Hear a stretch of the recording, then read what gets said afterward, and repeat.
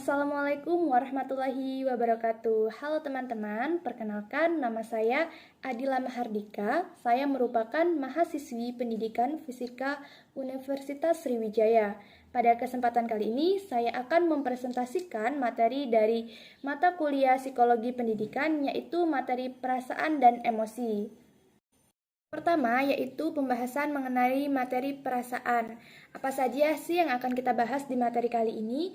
Yaitu kita akan membahas tentang pengertian perasaan, macam-macam perasaan, dimensi perasaan, ciri-ciri dari perasaan, nilai perasaan, faktor-faktor yang mempengaruhi perasaan, serta intensitas perasaan. Yang pertama akan membahas mengenai pengertian perasaan. Perasaan atau yang biasa kita sebut dengan feeling memiliki dua arti. Secara fisiologis, perasaan berarti penginderaan, merupakan salah satu fungsi tubuh untuk mengadakan kontak dengan dunia luar. Sedangkan secara psikologis, perasaan berarti menilai, yaitu penilaian terhadap sesuatu hal.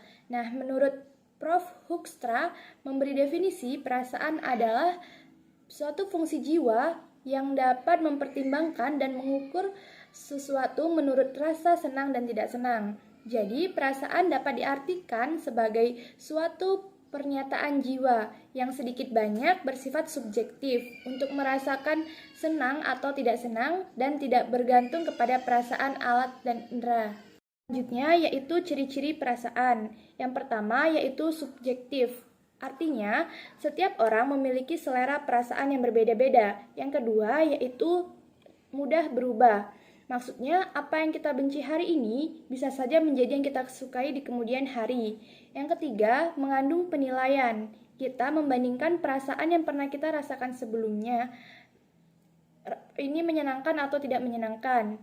Yang keempat, yaitu kerja berdasarkan prinsip. Maksudnya perasaan tidak memilih apa yang benar, yang salah, atau baik atau buruk. Yang ketiga yaitu perasaan selalu terkait dengan gejala jiwa yang lain, khususnya persepsi.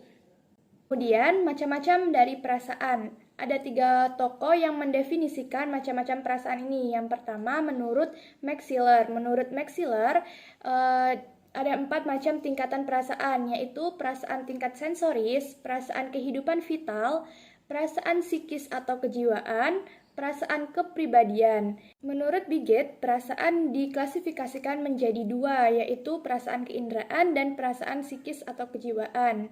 Dari perasaan psikis atau kejiwaan ini dibedakan atas perasaan intelektual, perasaan kesusilaan, perasaan keindahan, perasaan harga diri, perasaan ketuhanan, dan perasaan kemasyarakatan atau perasaan sosial. Nah, kemudian menurut Hotstam, diklasifikasikan menjadi 2, yaitu yang pertama perasaan indrawi atau keinderaan, lalu perasaan kerohanian yang meliputi perasaan intelektual, perasaan moral atau kesusilaan, perasaan estetis, perasaan sosial, perasaan harga diri, dan perasaan religius. Lalu dimensi perasaan. Dimensi perasaan ini menurut Wundt yang dibagi menjadi 3 dimensi. Yang pertama yaitu perasaan senang atau tidak senang. Misalnya, seorang pasien merasa senang karena penyakitnya dinyatakan sembuh oleh dokter, atau seorang pasien merasa tidak senang dirawat di suatu rumah sakit karena pelayanannya jelek.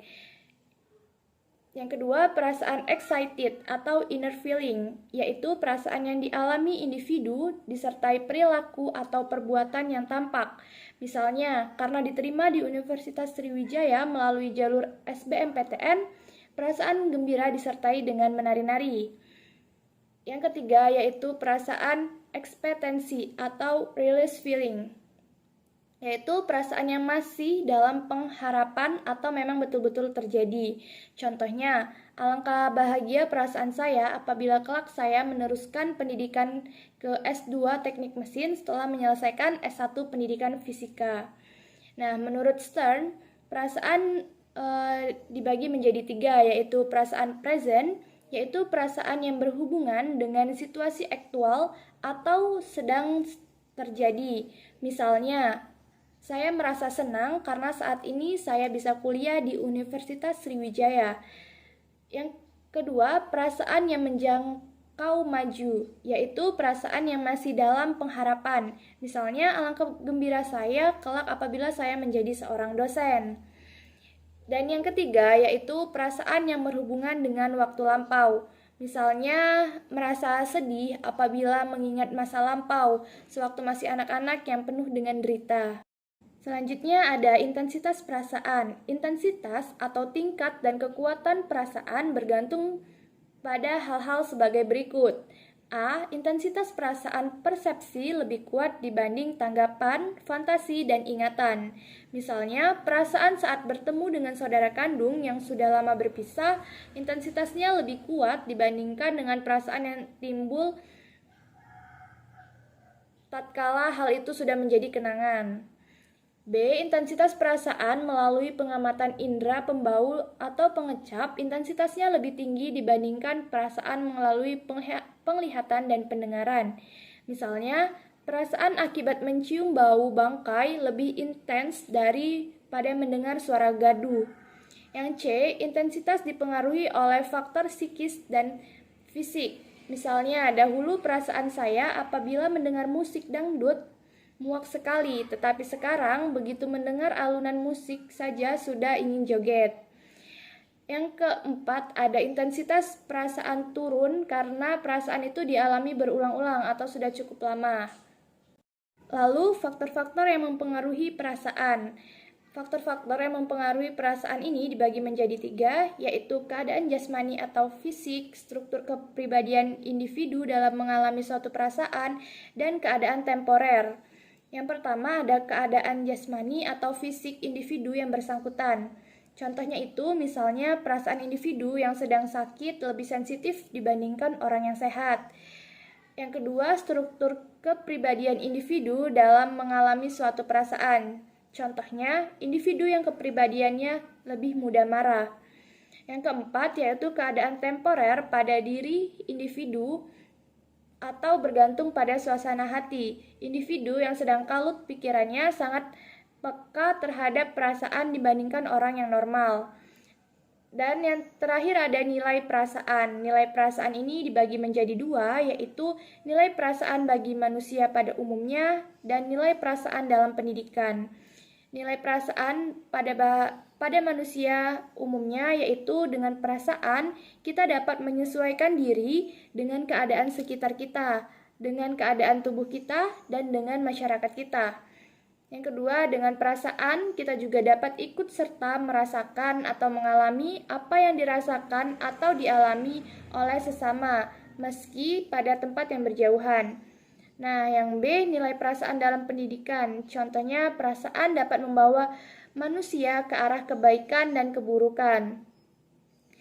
Hindarkanlah segala sesuatu yang dapat menimbulkan rasa rendah dan jahat kepada anak-anak sekalipun hanya dengan kata-kata.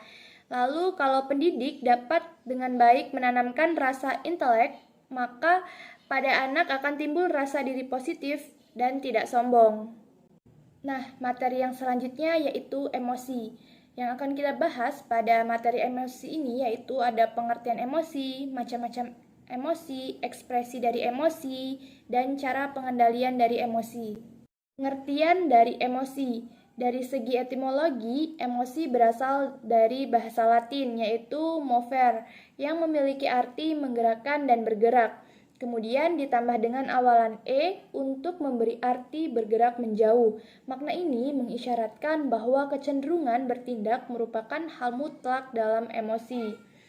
Menurut Sugarda Purbakawaja tahun 1982 dalam Nurul Azmi menyatakan bahwa emosi adalah suatu respon terhadap suatu perangsang yang menyebabkan perubahan fisiologis disertai perasaan yang kuat dan biasanya mengandung kemungkinan untuk meletus.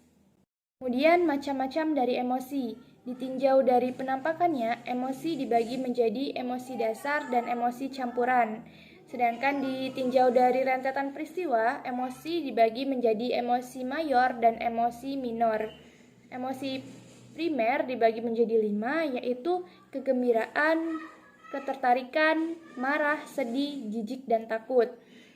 Emosi sekunder dibagi menjadi 3, yaitu rasa malu, bangga, dan cemas. Bentuk emosi yang diungkapkan oleh Daniel Goleman dibagi menjadi 5, yaitu yang pertama ada amarah. Amarah ini di dalamnya meliputi beringas, mengamuk, benci, marah besar, tersinggung, dan lainnya. Yang kedua yaitu bermusuhan, tindak kekerasan, dan kebencian patologis. Yang ketiga yaitu kesedihan. Di dalamnya meliputi pedih, sedih, muram, suram, dan lainnya. Yang keempat, rasa takut. Di dalamnya meliputi cemas, takut, gugup, khawatir, was-was, dan lainnya. Yang terakhir yaitu kenikmatan. Di dalamnya meliputi kebahagiaan, kegembiraan, puas, riang, senang, serta yang lainnya. Kemudian yaitu ekspresi emosi. Ekspresi emosi ini dibagi menjadi 3, yaitu ekspresi wajah, ekspresi suara, dan ekspresi sikap dan tingkah laku. Yang pertama, ekspresi wajah. Ekspresi wajah merupakan ekspresi paling umum terjadi manakala seorang mengalami peristiwa emosi. Misalnya, wajah pucat, merah, mengerut, berseri-seri adalah sederet bentuk emosi yang lazim dialami. Kemudian, ekspresi suara. Ekspresi suara saat emosi dikenal secara umum dalam pergaulan sehari-hari, seperti tertawa, bersenandung, berteriak, memaki, atau tiba-tiba terenyak dengan tatapan kosong. Ekspresi suara mungkin tidak segampang diketahui bila dibandingkan dengan ekspresi wajah dalam mengkomunikasikan emosinya, tapi keduanya sangat penting. Dan yang ketiga yaitu ada ekspresi sikap dan tingkah laku. Ekspresi emosi dalam bentuk tingkah laku cangkupannya sangat luas, seluas aktivitas manusia itu sendiri. Namun, dapat dibagi menjadi 2 ekspresi sikap dan tingkah laku, yakni tingkah laku pelibatan diri dan pelepasan diri. Tingkah laku emosi dengan pelibatan diri adalah tingkah laku dengan upaya bergerak maju mempertahankan suasana yang menyenangkan pada emosi positif. Tingkah laku agresif dan eksplosif adalah contoh pelibatan diri. Sedangkan tingkah laku emosi dalam bentuk pelepasan diri adalah lari atau menghindari dari objek yang menimbulkan emosi. Contohnya, dari ekspresi pelepasan diri adalah lari terbirit-birit untuk menyelamatkan diri dari sumber yang menakutkan atau tertunduk malu. Terakhir yaitu pengendalian emosi.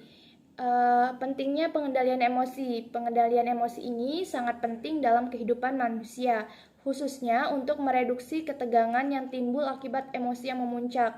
Emosi menyebabkan terjadinya ketidakseimbangan hormonal di dalam tubuh dan memunculkan ketegangan psikis terutama pada emosi-emosi negatif.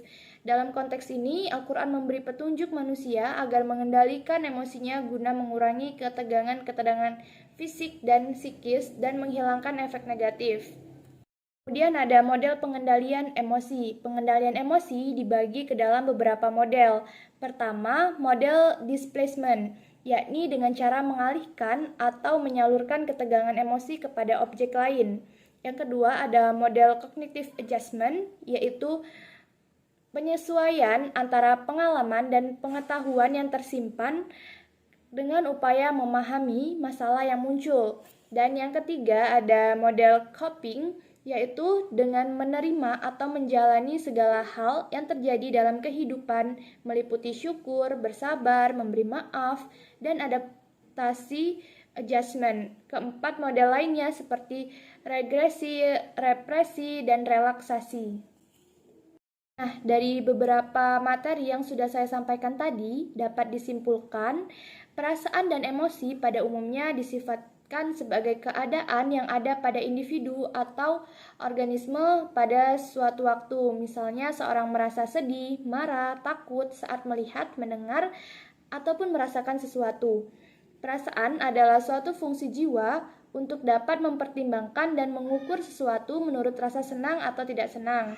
Sedangkan emosi berkaitan dengan perubahan fisiologis dan berbagai pikiran. Biasanya emosi merupakan berupa reaksi terhadap rangsangan dari luar dan dari dalam diri.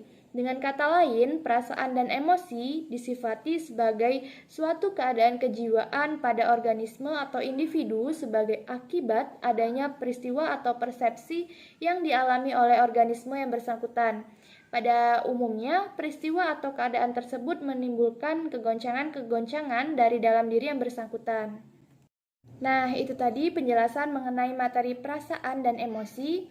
Semoga bermanfaat dan mohon maaf apabila ada kesalahan. Saya akhiri. Wassalamualaikum warahmatullahi wabarakatuh.